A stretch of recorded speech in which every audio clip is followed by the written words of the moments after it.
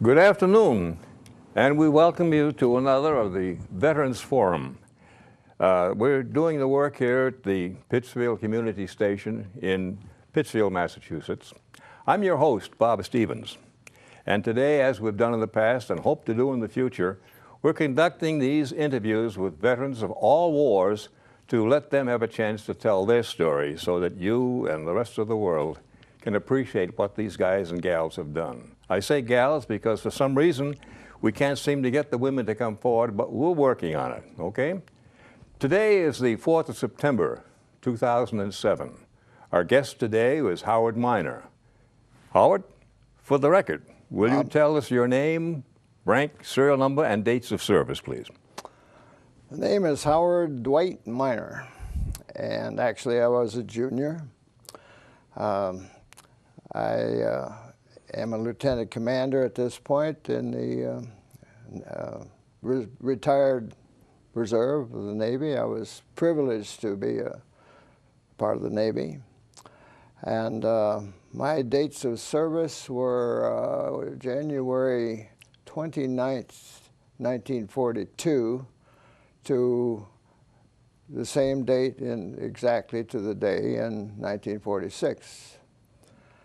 And what else was it you Well, where do you live now, if you will? Pardon me? Where do you live now? I live now two places. I spend the winters as a rule in Miami Springs, Florida, and then up here in Otis, Massachusetts, we have a vacation-type home, and we spend the summers up here in the beautiful Berkshires. Good words for the beautiful Berkshires. Now, to kind of set the stage a bit, would you go back a little bit in history and tell us where were you born and when, and how was it growing up in that point of time in your life? I was born right down the pike here in Southborough, Massachusetts, over toward Boston. And that's a funny story in itself, because my father was a teacher there in the St. Mark's Academy, and he was a teacher of classics and drama. And when I came on the scene, they called him and they said, "We're sorry, Mr. Miner, you do good work. We like your work very much, but we have to tell you that small children are not allowed to live on campus. You'll have to make a decision." So he made a decision. I suppose he considered it carefully, and he decided to leave. And he went to Georgia for a while, and then ended up in Indianapolis, where I was raised. He spent a career. But what's interesting to me is to ponder the thought there that had he not made that little decision, where would we be? I might not be here. My children certainly wouldn't be there. It would have, small decisions we make can change the lives of many people. Well, like that little silly word they have, the if in life, you know, if only I knew then what I think I know now, by golly, would things be different. Right. I'd be owning you rather than working for you kind of stuff. But that's interesting. Now, how was it growing up? Anything specific, like your schooling, activities? In Indianapolis, my father, of course, taught there at Park School, school for boys. And it was a very good school, small, but I went there, and my brother went there also, younger brother. And it was primarily involved in education, but they had an athletic program. Of course, we played all the sports, football, baseball, soccer, basketball. And we behaved ourselves. There was no such thing as drugs or any of the problems that a lot of the schools have now. And so it was a very happy childhood, and I graduated in 1937 from Park School and went to Williams College up here. Oh, up north. Yep, Williamstown. My father went there. My grandfather, grandfather became superintendent of schools in North Adams. Oh. And I had a couple of uncles that went there. So I didn't know there was any other college in the world at that time. And they wouldn't tell you either. Was it kind of rough growing up, if you will?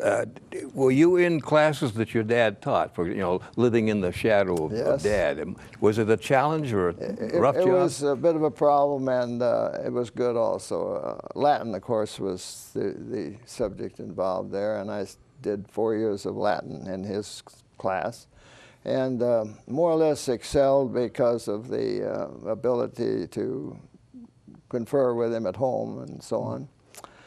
And in my junior year, I was #1 in the class, and they wanted to give the Latin prize to me. And Dad said, "No, I can't do that. I can't give it to my son. Wouldn't be apropos." But on the senior year, the same thing happened, and the faculty said, "Now, Mr. Minor, you've got to do it." He said he deserved it. He worked for it, and this is his last year. So I got the Latin prize. Oh, good. Very good. So, anything specific, or outstanding, or real memorable in that little, if you will, pre-service lifetime? Anything you did that was different? In childhood? Or, yeah, childhood before you went back into the service. I got pretty much involved with artwork as a hobby. And it was a challenge because the boy that lived next door to me, his name was Boris, and he and I more or less grew up together, and we were both interested in sketching, and we would try to one-up each other. It was the motivation of trying to excel, and when one would be on vacation, the other would come up with a lot of sketches and so forth to display when the little other party ego returned. kicker. Yeah, and good. that's what you need, motivation Oh, yeah. in any endeavor, and that was the motivation there. And I don't think we did a lot of traveling. I had a very good childhood. My mother came from Georgia, and it was a great place down there in Georgia, up in the Blue Ridge Mountains, and we would visit that one summer, and then the odd summer we'd come out to visit North Adams, where Dad's family lived. Great. On East Sure. Main Street there, 270 East Main Street, and his house still stands. And both were mountainous areas.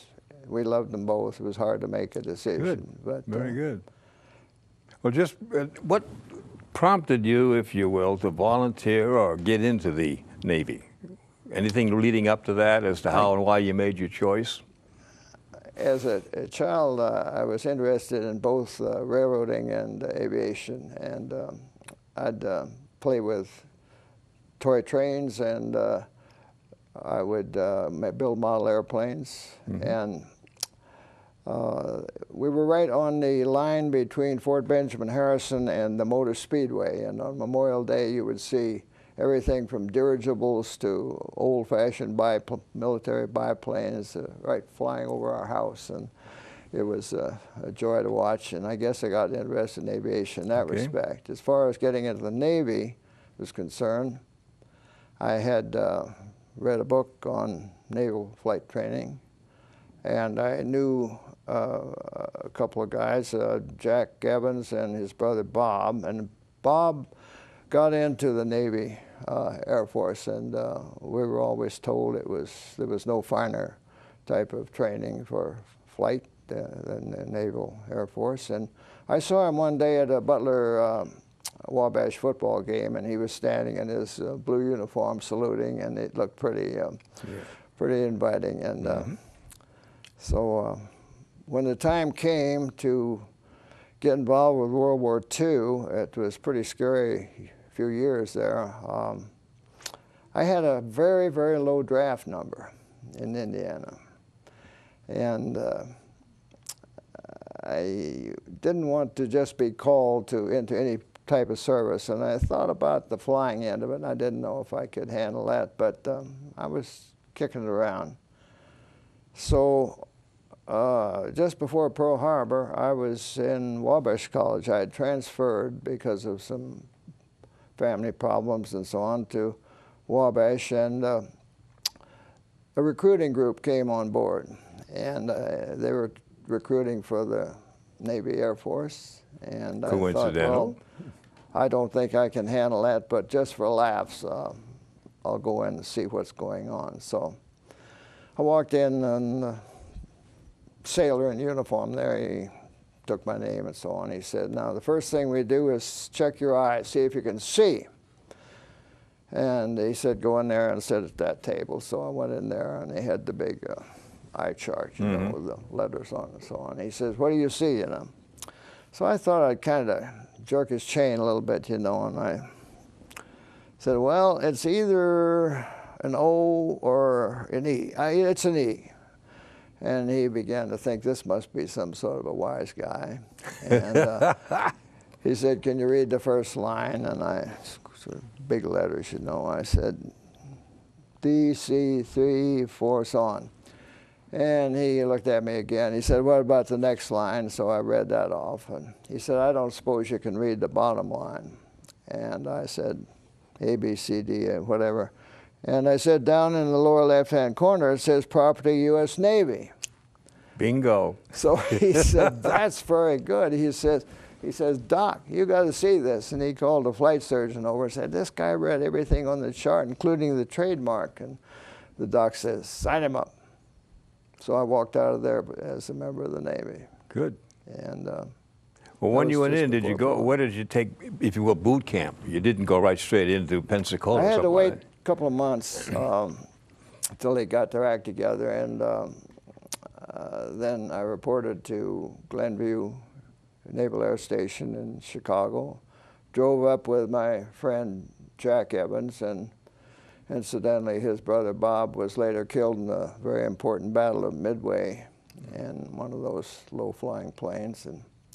But we checked into Glenview and took our basic training there, and I guess one of the highlights of my whole life was the day I soloed. And that to me, as a naval pilot, was a pretty privileged situation. Where did you go for, if you will, your flight training, pre-flight, and then Then we went down to Dallas. That was sort of an intermediate waiting station. We took a lot of ground school there and a little flying, did some instrument work, and then on down to Corpus Christi. So I received my training in Corpus Christi and got the wings in September, I believe it was, just 9 months after. That was the length of the training, 9 months. Good. They kind of pushed you right through real quick then, huh? Yeah, they needed them, yeah. And they gave me one of the several choices that I had during the, my stay in the Navy. The first choice was, do you want heavier than air or lighter than air? And I kind of liked dirigibles. I'd been exposed to a lot of dirigibles. I saw the Macon being built over in Ohio, and I was tempted. And I've often wondered what I'd be doing now if had I taken that decision. But I said no heavier than air, and I thought perhaps that will come into play later on in the airlines or something of that sort, which it did, as a matter of fact. And so then they said, do you want multi-engine or single engine? And I again said, I think multi. So they were training in the seaplanes there, the flying boats, PBYs. PBYs. And that was great. What a beautiful, beautiful marriage of maritime and aviation to fly a PBY and learn about the ocean, the waves and so forth, as well as the flying. So that was a big part of that. And then I got my next question, do you want to go to the Aleutians or do you want to go to the Pacific? And I thought it was pretty cold up there in the Aleutians. I like skiing, but I don't know about not that flying. much. So I ended up in the Pacific.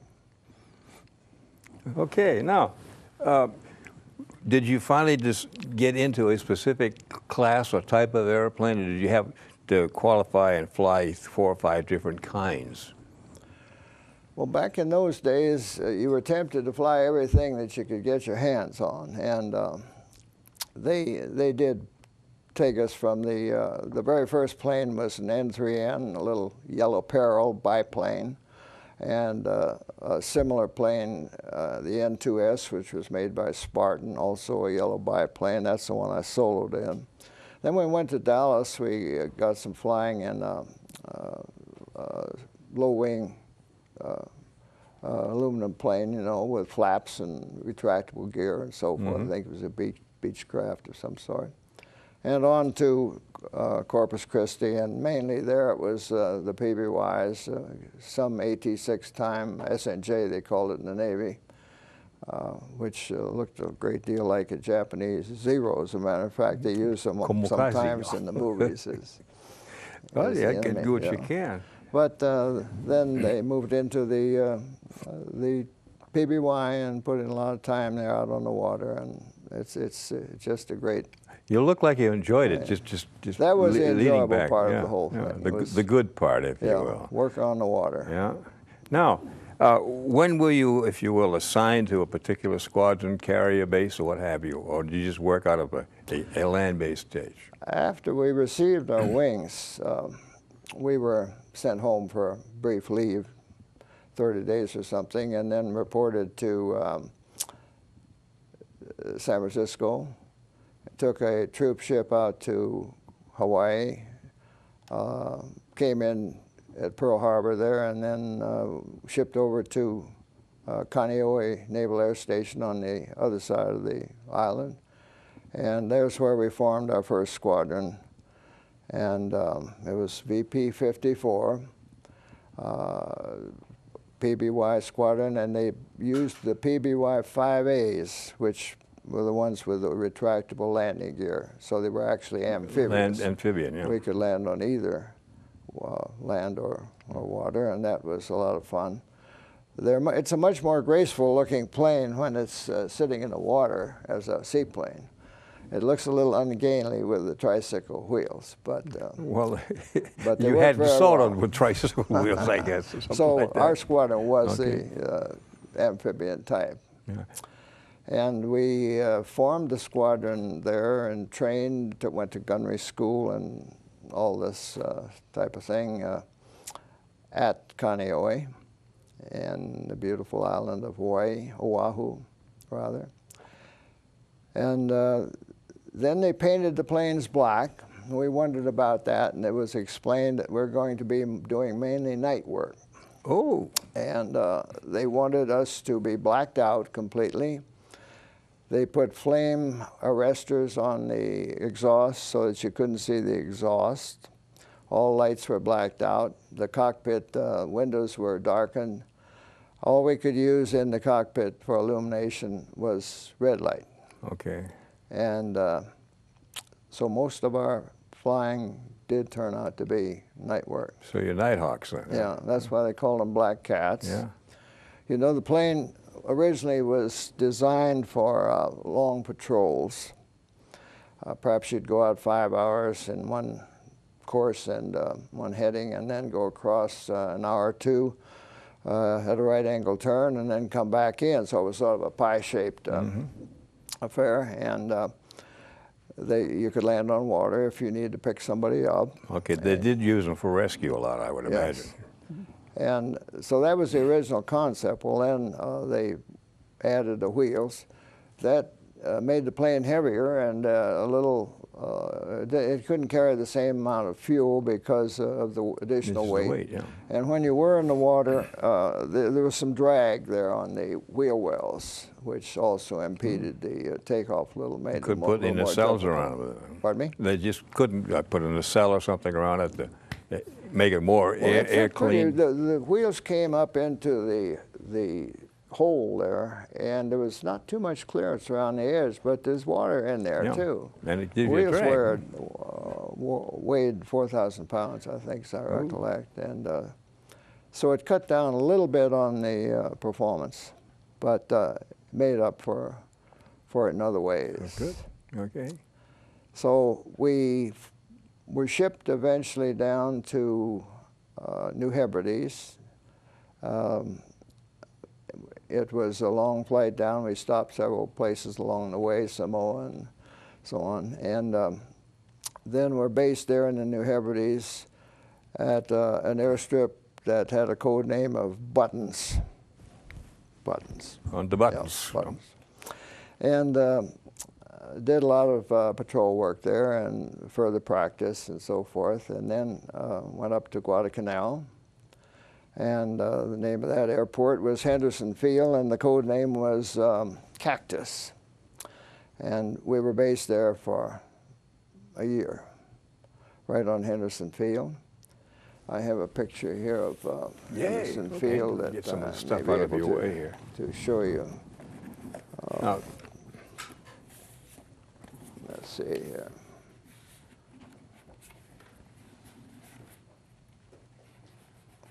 Well, while I'm looking for it, I'll continue to talk. And, fine.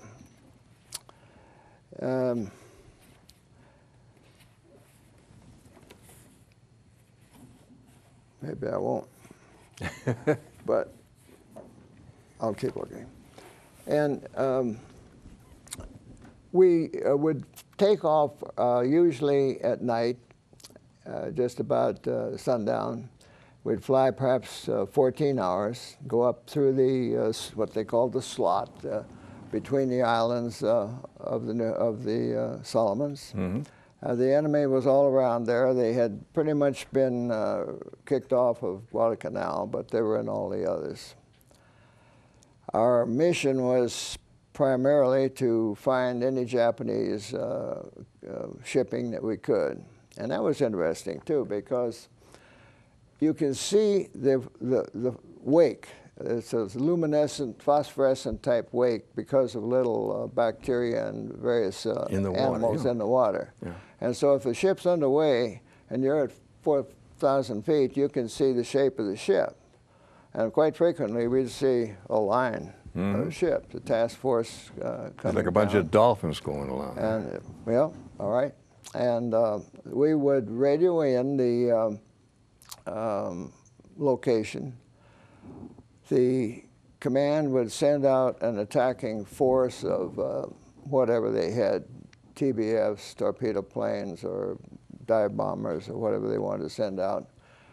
We would hang around until they arrived, and then drop flares and light up the whole area with flares so that the attacking force could go in. And in the meantime, the Japanese knew that we were there, flying in the dark, but they weren't sure 100% that we knew they were there. Oh. So they wouldn't open up firing at us until the last resort. Picking up on your words, you said hanging around. I would, in my limited ability, you guys would be doing what? Large circles just to keep the area. You just didn't sit up there and fly back and forth and wait for someone to come to your rescue. We'd probably be up around 4,000, 6,000 feet, and we would just keep them in sight. Okay. And wait for the necessary time for the attacking force to arrive. Do you ever take any flack? Did they ever spot you and let you know they knew you were there? We got holes in us. Yeah? Yeah, and that was funny, too. I was in the first squadron, a co-pilot with another fellow, and we would swap off. Part of the time we'd be navigating in the middle of the plane, and part of the time we'd be in the right seat. And the captain, they called him a PPC for a patrol plane commander in the Navy, would be in the left seat. And it was one time when, I guess the first time I was ever shot at, that I happened to be back in the tail of the plane, and they had a hatch there that you could open up and look down. And I was looking down when the enemy decided to start shooting. And all of a sudden I saw all this stuff coming at me. I automatically shut the hatch. And then I thought, what did I do that for? If anything's coming up here, it's going to go right through the hatch. Yeah. But it was instinctive. It's instinctive, you know. You PYA all the time, you know. So we often, after the attacking force would leave, we would go in and drop our 4 bombs and hope to get a hit, usually a glide bombing attack. And it wasn't a skip bomber, just down and unload and go. Hit them, hope you put one down the stack. Yeah. And light them up a bit. And then sometimes there were barges, and we'd have to go in strafing. And I found that quite easy. Something about tracer bullets, it's just like a Roman candle. It's a long line of balls, you know, and you can move that like a stick around. And it just was easy for me to take it and put it into the bars until I saw them bouncing around there, and you knew you had some sort of a hit. Somebody was welcome home, huh? Yeah. Yeah. This is that picture of Hickam? Hendersonville. Hendersonville. Let me hold. I'm a holder-upper. All right. Is this a good shot? That was not one of our PBYs. That was a plane that they used for the attacking. These are your purposes. sketches, right? Yes, I made a number of sketches Well, while I was beautiful, there. beautiful.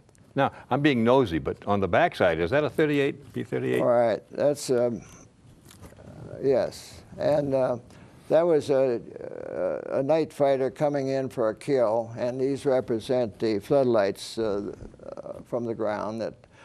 This was Washing Machine Charlie, they called him, this Japanese man that would fly around and try to harass you all night long and work on your nerves, you know, and sometimes he'd drop his bombs too. But we would turn on the floodlights down there and pick him up just like a moth in a flashlight.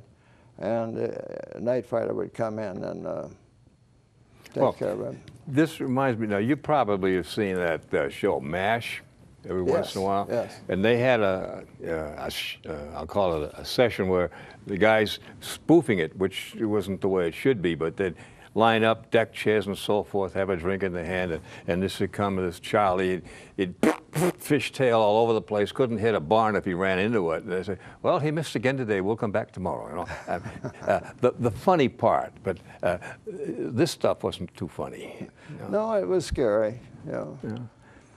Now, were you always stationed on the canal, or did you move up as the war progressed? That first tour, we were pretty much stationed in the canal there.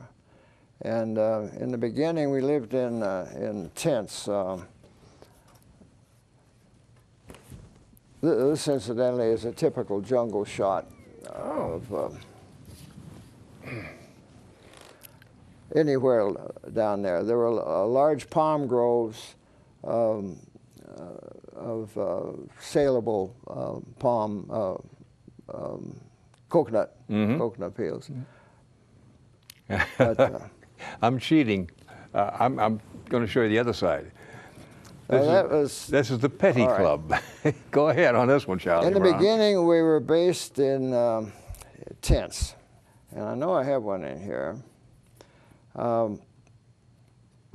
There were some of the higher-ranking people had floors in their tents, but most of us had just oh, beautiful dirt floors. And when it rained hard, as it often did, it got very muddy and uncomfortable. Fortunately for us, a gentleman of high rank came to visit from Washington, and he saw the inside of the tents, and he said, "This is not fit for you guys. We're going to build you Quonset huts." Now, Quonset hut, you know, is a kind of oval-shaped top, and they're long and made of metal. And so this was my these are beautiful bunk in the Quonset huts. We all had the pictures hanging around there.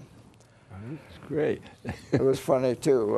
One time, they put me up to drawing a picture of one of the movie stars that was sort of a favorite there. And the fellows had said, you know, I wonder what she'd look like with fewer clothes on than she has. And they said, you can do that, Marner. You get to work and see what you can do. So I did the outline and so forth. And then the next day we were finishing up the picture, and we were getting down to the final touches, and I was getting a lot of instruction on what to do. Where to do and how to do it, huh? All of a sudden I heard the screen door at the end of the Quonset hut slam, and I just instinctively looked back down to see who it was, and I couldn't believe the last person in the world that I expected to see walk in. I grabbed my flight jacket and threw it down on the drawing, went down to greet our Episcopalian minister from back home. Come back to save the sinners, huh? He had found out, he was being assigned to the area, and he found out that I was there, and he just walked Aiding and abetting the enemy. at the wrong time. Yeah. Oh, gosh. So Well, I did do the squadron oh, yeah. insignia, which they liked, and put that on a number of jackets, and did some painting on the planes, insignia and cartoon characters and so on the nose of the planes. This was later simplified, as you see on Yeah, my right here, hat your hat, yeah. to Hold that up so use- they can see it, if you will. this was done by our squadron after the war was over at one of the reunions, and they still use that That's your handiwork. concept. Yes. Yeah, Well, good. I didn't do the simple. No, I didn't Oh, do that. No. Okay. But this I painted on a number of jackets, and another funny story. I think it was the navigation officer had one of these tents that we just showed you nearby, and he said, "I'd like you to paint that on my jacket if you would." And I said, "Sure, anytime." He said, "What about tomorrow?"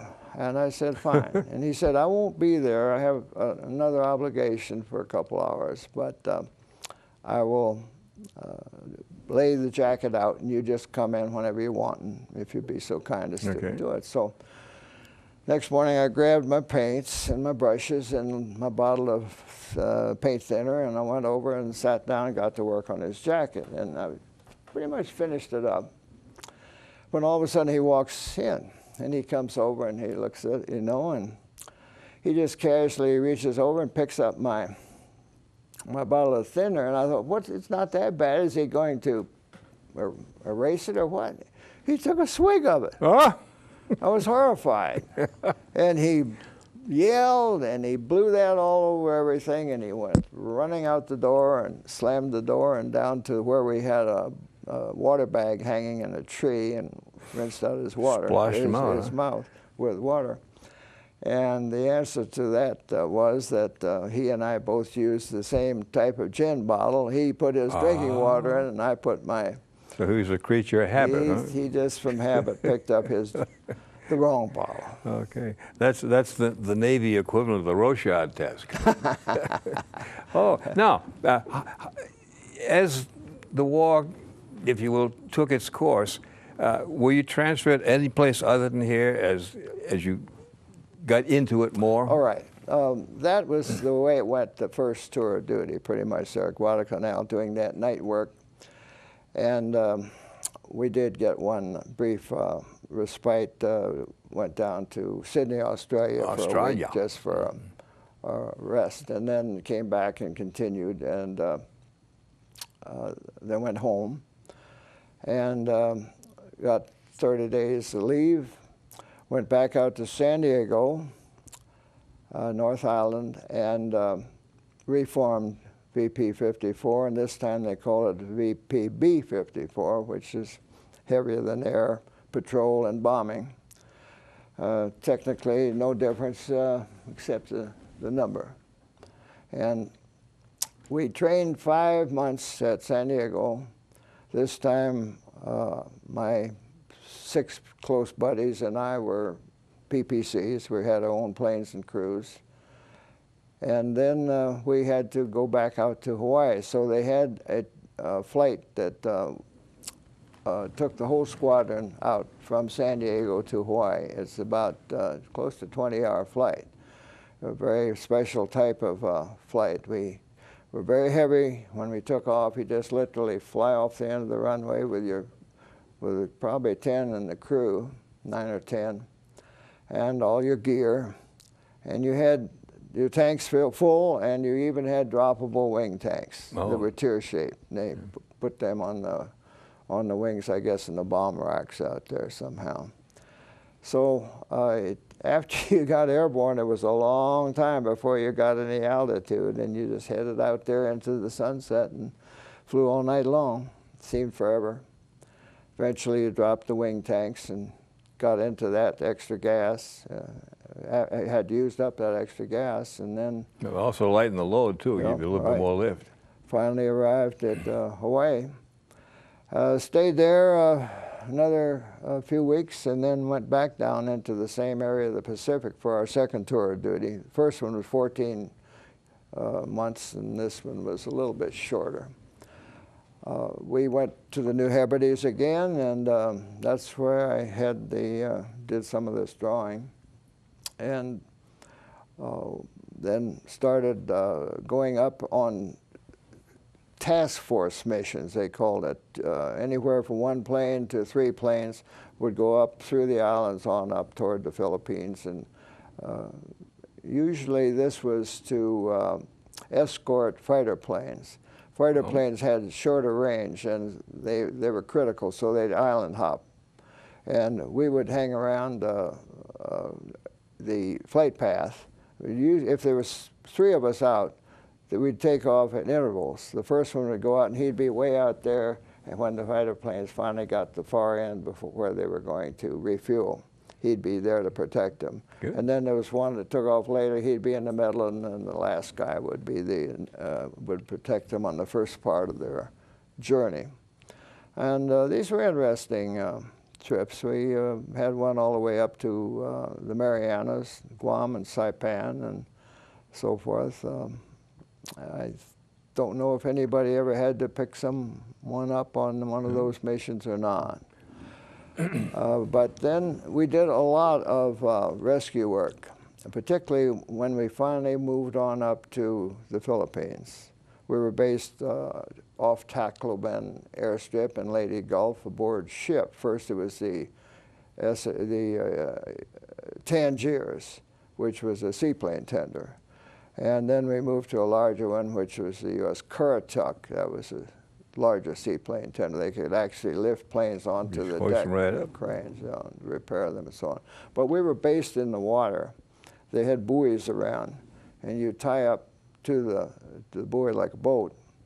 And on occasion, this would cause a problem with the landing gear because they tend to corrode in the salt water.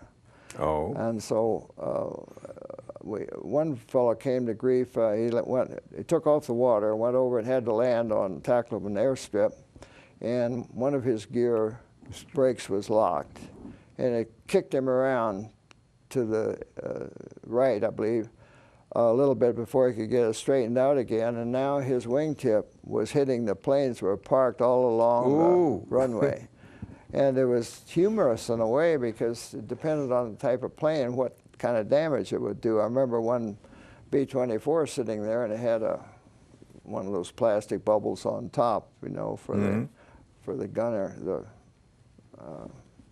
gunner to sit and aim his guns, and it took that right off. It spun all 4 props, took off the globe there, the gun thing, and so it did a lot of damage. After that, we made a practice of, before landing on land, when we took off in the water, if we had to land on land, we'd go in and we'd bounce.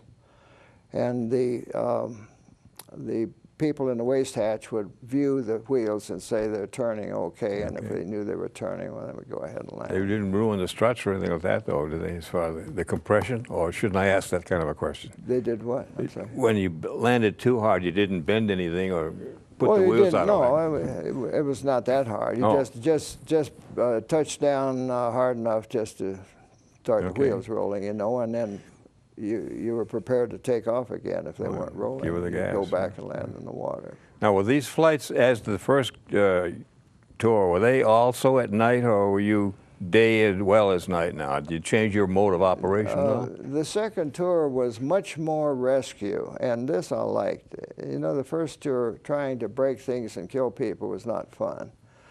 And in fact, we'd sit there in the tent in a briefing before going out, and it was so weird. Here you'd have these reserve people, you know, doctors, lawyers, and grocery people, and what have you, and students, and you're sitting around trying to figure out how to do the most damage with this next mission. And it just didn't make sense. It was crazy. So the second tour I liked a lot better, because here now we're doing something constructive. We're picking up as many people as we can, floating in the water and bringing them back. And that felt You ever really have to do any recon work? I know an old friend of mine who flew photography stuff. And he and I would talk once in a while. I mean, he, like a lot of you guys, he put that little plane where it shouldn't be many times just to make sure he got the right angle. And he said, like you, he said, once you stopped the how to do damage stuff and felt you were doing something, even in a war, something constructive, it gave you a much better feeling, a little more relaxed. And that seems to be the theme of a lot of the guys, you know. But at the time, that yippee-doo, kill or be killed, it doesn't give you a good feeling. Yeah, it does. The memories aren't too bad. Okay, and now you're getting up to the Philippines and so forth. Where were you at the end of the war? Were you still in the Philippines? We were still in the Philippines. Okay. And this water work was the height of the thrill of flying seaplanes, because you had to learn so much about the water to do it. The wave structure. You can read the wind by the size of the waves and the whitecaps. You can look down and you see no whitecaps. It's wind less than 10 knots. If you see some little whitecaps slipping into the wind, you know, then it's up 15, 20, and so forth. And if you see wind streaks, it's getting up definitely around 20. And then, in addition to the wind, you have the problem of swells. Yep. And the swells are not always lined up with the wind. You may be wanting to take off into the wind, as you always do in a plane, if possible, and the swells are over here, coming at you. And so you've got to land along the swell rather than crash into it. It's like hitting a stone wall if you crash into a large swell. So quite often you'd have to land along the swell or take off along the swell and accept a severe crosswind, which up to a point can be done. So this is where your experience comes into play. Amen. Trying to decide, as you look down, here's a guy floating in a little dinghy. You want to pick him up in the worst way, and you got to decide whether to expose your crew to a situation where you can't get back off the water again. You can always get on, but you might not be able to get off, and then you'd lose the whole plane load. So this is a tough call. But there's three types of landings in a seaplane, really. If you have a glassy bay, you can hardly break when you're trying to take off. You can hardly break loose. It's almost like being a suction holding you on. And there's various ways to cope with that. You add a little power to begin with and get the thing moving, and then you add some more and get moving faster, and then you finally just get kind up of pop out. Yeah. And now coming into land, you have no depth perception in a glassy situation, so you have to set up power landing. And you, as I recollect, you set your instruments so that you're coming down 175 feet a minute, which is not very much, and you have a certain amount of power, and you just sit back and wait and wait and wait and wait and wait until finally pat, pat, pat, pat, pat, and you feel the waves on the bottom, and you know you're on because you can't tell how high you are. Then the next is where you have 10 or 15 knots of wind, and that's the most common. You can make a nice normal landing that you see made every day in airplanes, where you just come in and they round out and land. And the last is in a very rough sea, where you're not quite sure you're going to be able to get off again, but if you have to get on, what you do is get as slow as you possibly can, and that's where you come in and hold the nose off as long as possible and stall. And then you just go drop right in. Literally crashing on, and it sounds like a crash, but it's the slowest possible speed. And now you're on, and hopefully you're going to be able to get off. Yeah. Now, let's say the war is all over. How was it when you came home? Where did you come back to, and what's your life been after that? We were mighty happy to get the word to leave the Philippines, and we got aboard a ship. I think it was the U.S. Wharton troop carrier. Anyhow, it took almost a month to get from the Philippines by ship to the USS No Sail, huh? Yes, over 3 weeks, yes. And had a quick leave and was assigned to Pensacola, the Navy's big elite training center down in Florida, and fortunate enough to get to instruct there for the last year. Good. Until the war ended. And that's where my old buddy, his name was Bays, he was one of our first squadron members in the first squadron, but he was older, and so he only had to do one tour in the Pacific, and they sent him back stateside to Pensacola. So he ended up with being my checkout pilot and trying to teach me how to become an instructor. And we went up flying the first night, I'll never forget. And he says, now what I want you to do is descend exactly 1,000 feet in exactly 2 minutes and make a complete 360-degree turn while you're doing it and come out exactly on the heading when the minute's up. So I tried to do all this, and he looks at me and he says, you may think you can fly, being out there in the combat for 2 years, 2 tours of duty, he said, but you can't fly for sour apples. And he says, here in Pensacola, there are no sour apples. So he said, we got a lot of work to do. And we did a lot of work. But you qualified. I ended up doing a little better job, I guess, and instructed for a year. And then, as I told you, I got out 4 years to the day. And went back to civilian life. What was after your Navy career and so forth? I'm going to have to cut it a little bit here, but I'd like to take a look at some of your insignia, your medals, and your fruit salad. Can you explain that to us? All right. First, after I went home, I went back and finished college, got my degree at Wabash College. And okay, then, on the GI Bill or on the house? Yes, used the GI Bill for that. And then it was tough trying to decide what to do. I didn't know whether to become a doctor. I had been taking pre-med in preparation, or whether to go for a master's or what. And one thing led to another. I decided not to pursue my training. Now what? So I wasn't sure I wanted to go back to flying. I went to work with Eastern Airlines on the ground in Indianapolis. We're Cook Airport there. And did that for 2 years. And as I worked with the planes coming through, I knew I had to go back to flying. The itch. So I hired on as a pilot eventually. Good. I had a flight school for 3 years actually before, but eventually I did hire on with Eastern Airlines. And so you asked about these. This is the Navy section. When we were forming our squadron before we went to Glenview in the very beginning, there were a bunch of Indianapolis parents got together and they said, we'll sponsor you and we'll call it Indianapolis Own Squadron. And there were 30 of us that they wined and dined a few times before they let us go into training. And this was the wings they gave us there. Of course, this is the Navy officers' insignia. These are Navy wings that wore on different uniforms. This shows the various ranks. The first rank when you become an officer is an ensign. And then you get a silver one, which is lieutenant junior grade and lieutenant senior grade. And when I was dismissed from the Navy, I was promoted to lieutenant commander. Beautiful. Equivalent of major in the Can you explain your fruit salad? I'm sorry? Can you explain your fruit salad? That, to me, is quite emblematic. This is the Air Medal. I guess they gave it to everybody that flew out there in a squadron, but this represents the Air Medal with a gold star. I guess that's the second one when they put a star on it. This, I believe, was the Philippine area, and so the others would be the Solomons and I really have forgotten that so far back. This was my band for the hat, and this little thing was our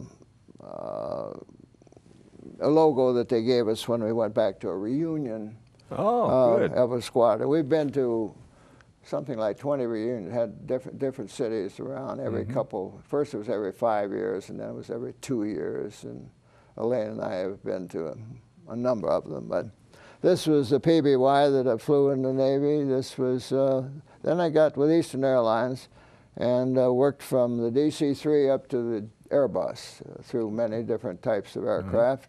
38 years, I'm sorry, 30 years. And they had a Civil Air Patrol squadron for a little while on, when I had the flight school, we had a Civil Air Patrol, and they made me commander of that, and my rank was major. So for a while I was major minor. Okay, This you was, win. This was Civil Air Patrol wings. These are Eastern Airlines insignia. That's Captain Eddie Rickenbacker's hat in the ring Hat in the ring, insignia, yeah. and that was our symbol. And then these were uniform caps. This was Captain's wings. And I was with the FAA for 3 years afterwards, and that's it. So it's just, oh, this is the dog tag. You and Yeah. I both had dog tags that they gave us when we were cadets, and we wore those all through the... I've shown you mine too. I was told that was illegal. We should have cashed those back in. I found out something the other day from a guy who was due first.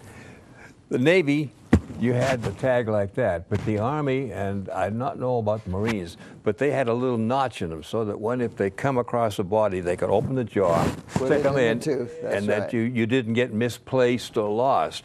There's nothing there, so when you went down, Mac, vaya con Dios. That was before they devised that, I think. But that's know. true. They did have that little notch to wedge into your teeth. All these little things, you keep coming back, you know, and it's amazing. Well, I'm going to have to wrap it up a bit. We could stay here and talk for weeks because there's a lot of other stuff I wanted to talk about. But I'm going to try and if you will, sell the program to some other people. This is another one of the interviews that we've been able to run here at the studio with the help of the guys in the background. You don't see them, but without them, none of this would really fly. So give them a well done sometime. The program, as we've told you before, is to try and somehow convince all the guys and gals from everywhere, not just World War II. We've had a lot of other ones, like Korea, Nam, the Middle East right now, and some of the other places.